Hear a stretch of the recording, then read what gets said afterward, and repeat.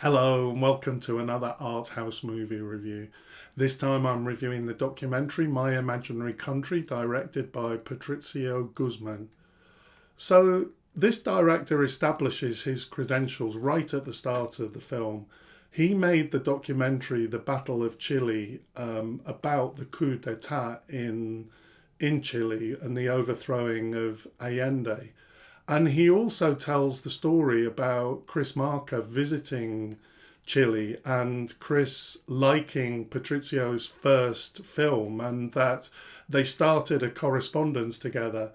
Now, sometimes this type of information introduced at the start of the film might seem egotistical, but in this case, my reaction was, okay, this person is definitely worth listening to about Chilean politics and about being a filmmaker. I already knew something about Chile and history because I've watched quite a few of the films of Pablo Larraín. I really like his work, and some of it does include quite a lot of information about Chile. So this film is a documentary about the 2019 protests in Chile. And at one level, it's a fairly conventional documentary. There's footage of the protests, there's lots of talking heads. It definitely isn't original documentary making, but it's really competent as the type of documentary that it is. What I will say about it, though, is it's a fantastic documentary. First, the story is just gripping. The footage of the political actions is just incredible. I'm not sure whether he shot the footage or whether he's gathered it from elsewhere, but we're really taken into the middle of the protests and you really feel the violence of the police and the military and of the protesters. What this film does is it documents the optimism and the power in this movement, and there's a focus on the role of women in this and the role of feminism and how important they were in this movement becoming so big. We get the story of the feminist collective Las Thesis, who write a poem which then exploded into a movement, not just in Chile, but worldwide, with big groups of women reciting this poem with certain movements. It's really powerful. I recently reviewed the film How to Blow Up a Pipeline, and this raised questions for me in terms of my own activism, seeing people really living what they believed. And in the same way, this documentary was very useful, provocative, inspiring in a similar way. I think My Imaginary Country and How to Blow Up a Pipeline make really good companion pieces. I really love how this film teases out that this movement wasn't about a particular politics or ideology.